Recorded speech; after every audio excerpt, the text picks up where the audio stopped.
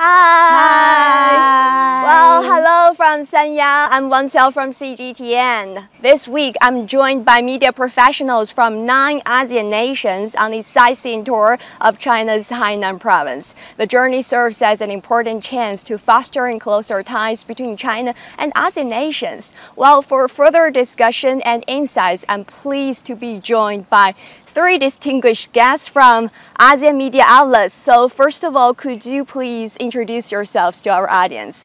Yes.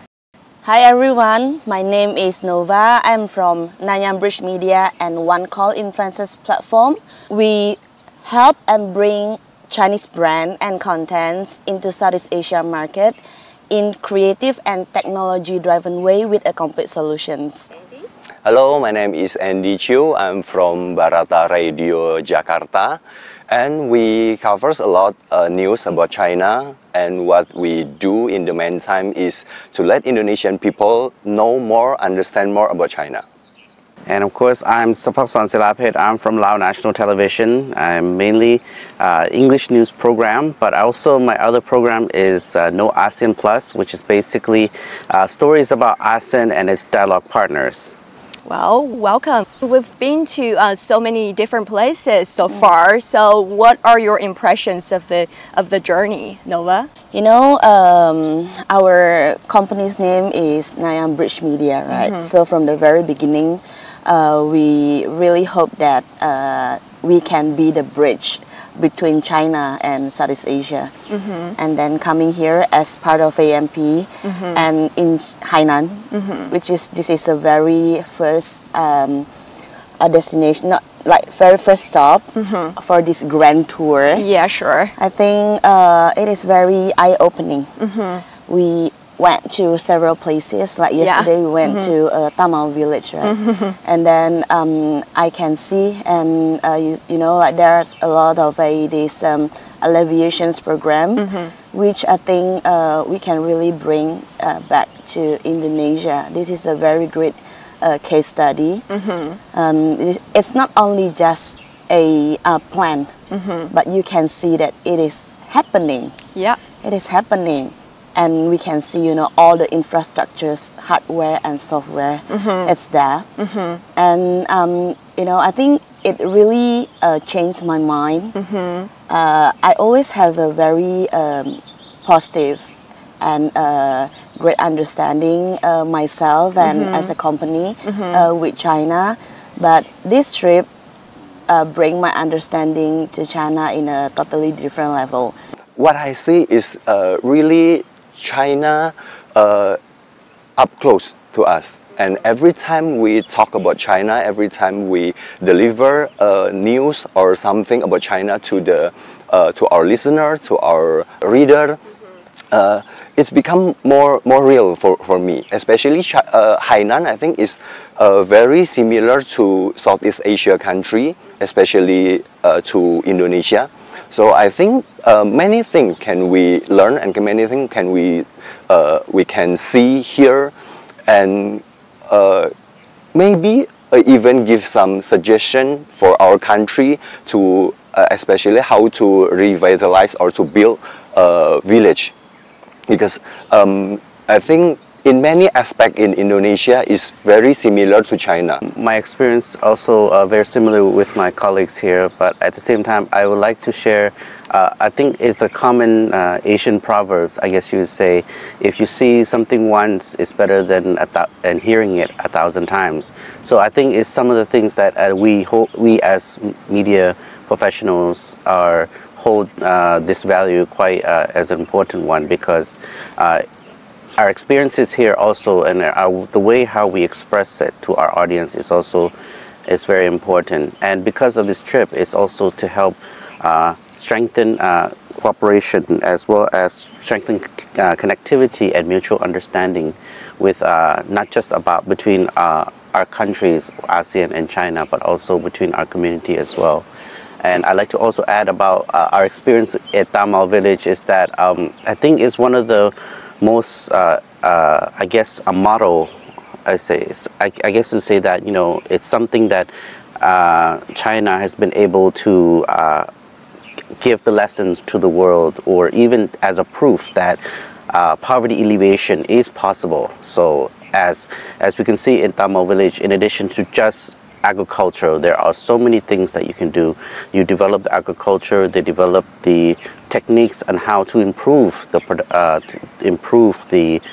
crop yields, but also at the same time incorporate other areas into their lifestyle, such as tourism or green tourism or nature-based tourism, which is also a very interesting way of how to incorporate other multi-dimensional industry into the community, and at the same time is also uplifted the small community into what is most an attractive regional or even a national symbol of tourism destination. I share similar sentiments. I mean, I'm Chinese. It's an eye-opening experience for me as well. I mean, we've visited Tamil village, we've visited the central business district, we've on board a cruise ship on the sightseeing tour. We've seen the achievements of science, technology, and also agriculture. I mean, we've basically seen it all. I'm amazed myself by the rapid development trajectory of Hainan's development and China's development.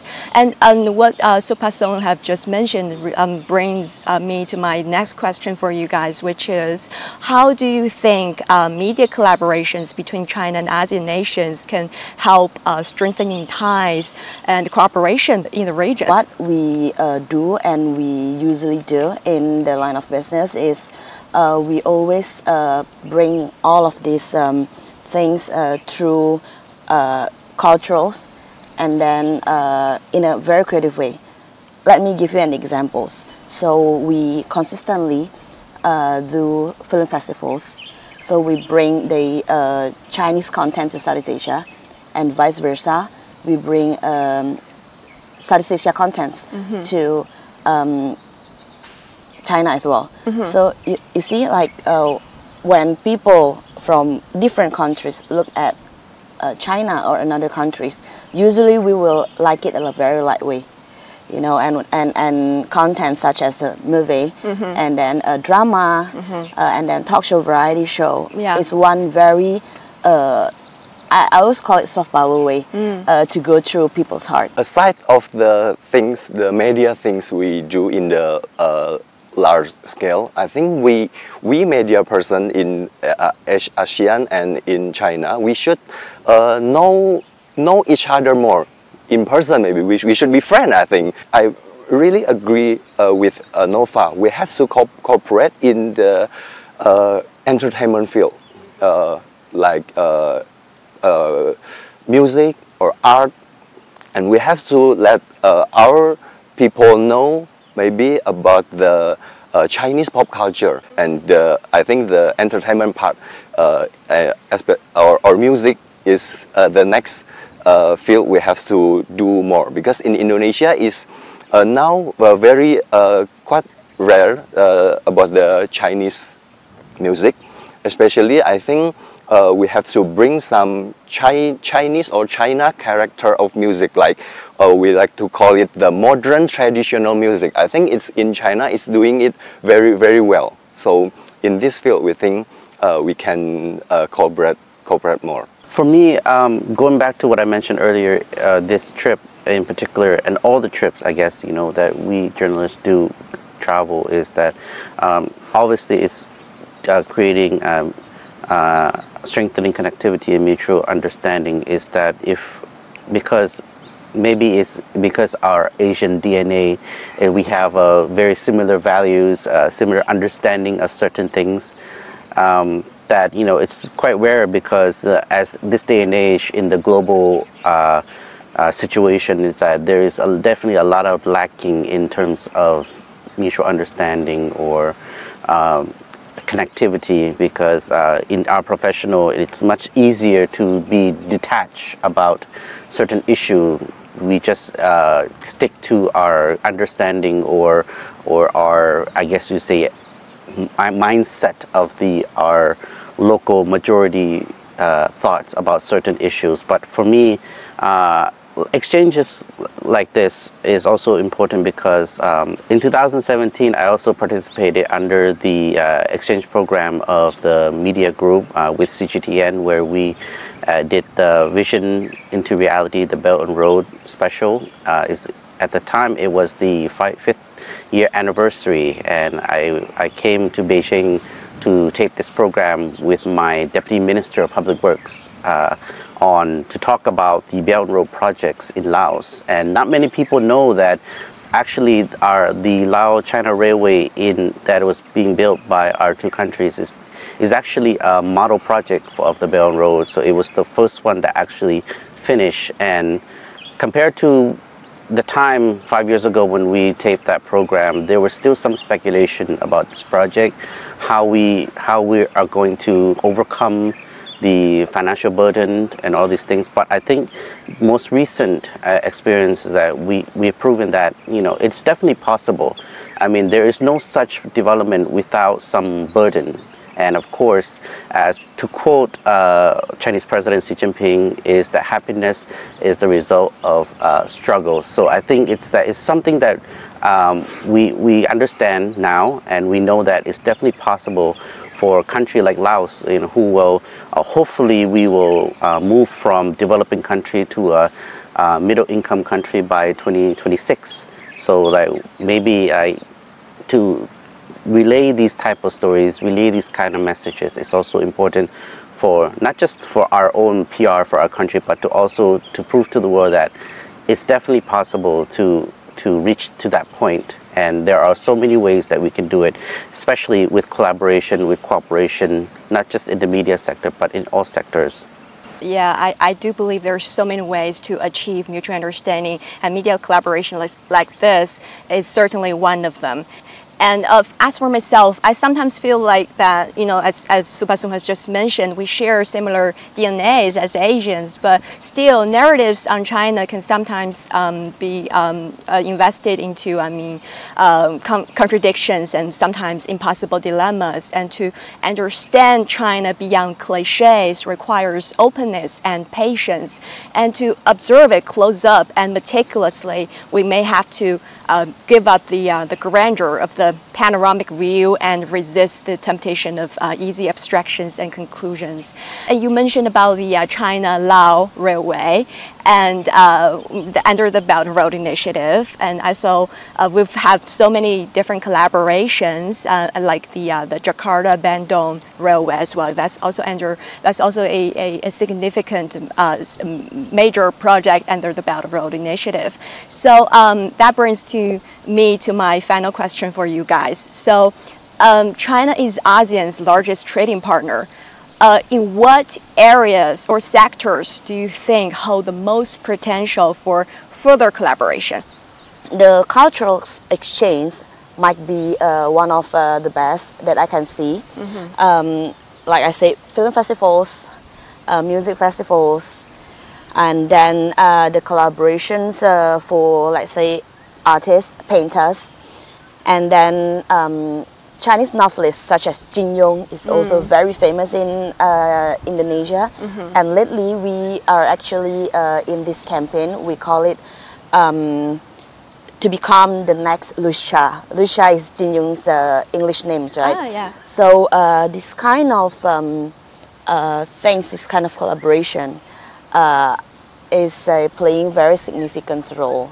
Of course, not to mention the student exchange program. Funnily and interestingly, yesterday when we visited the lab, I met 2 Indonesian students from Toba area, Lake Toba area. So they are invited to Hainan, Yazhou区, is it? And to learn about how your technology, your lab, can edit the genetic of a rice. And it is very important for us to bring the right message from China back to Indonesia and to share our experiences. So they are coming not only to learn something, you know, only the tech, but also to share about what they see, what they heard what they experience in China. This kind of things, I hope, is still going to be a major understanding between two countries. Yeah. So for me, Right. I do agree with my two colleagues is that for the infrastructure side, my own personal experience, my hometown is actually in Luang Prabang, which is in the northern part of Laos, which is, of course, is on the route of the Laos-China Railway, and it's also not only just that, it's also one of the major tourist destinations in our country because it's a World Heritage City, and having the railway is also has helped us made our life, like you said, made our life much better, made our work even much better as well, because in addition to being the chair of ASEAN this year, we're also hosting the Visit Laos year, which is a tourism campaign that we encourage all of our friends, especially from ASEAN and around the world, to also visit us. But also we've been having many meetings in the city, so that for me, my job, in addition to not just reporting, but also I have been appointed a few times to be the master ceremonies to some of the events. So traveling there is definitely much easier. It's made our lives much better. And I've interviewed a few people who in the past have traveled either by plane or by road. But because most of the general citizens in Laos are they cannot afford the air ticket sometimes. So like most of the time they travel by road. So and usually to go to the capital Vientiane. So each trip is maybe it might be cheap, but it takes a long time, about 9 to 10 hours drive, and especially in winding roads. So there are no tunnels, there's no expressways. So that definitely having the railway is definitely made our lives much better. And it's these kind of experience, this kind of affirmation is that makes it much better than GDP numbers, because it's actually the tangible things that we can definitely see ourselves and understand. Oh, this is what it means to have this kind of experience, this economic development. But also, in addition to that, I think like scientific and educational exchanges is also important, because there are many areas from our experience and visiting all these scientific labs and the seed lab and all these places. I think there are so many things that we Laos can definitely learn from China. And at the same time, the scientists even mentioned that they're also very eager to learn more about our countries. What are some of the species, some of the types of biological species that we have in our countries that might be beneficial after further investigation and research with their capacity here in China, which is also well known for their scientific development. And of course, as a result, the result of those research is also can be beneficial, not just to China, but also to overall to the world as well. Well, Andy, you are here. You're a pop idol. I mean, I know you are more than just a Barata Radio announcer.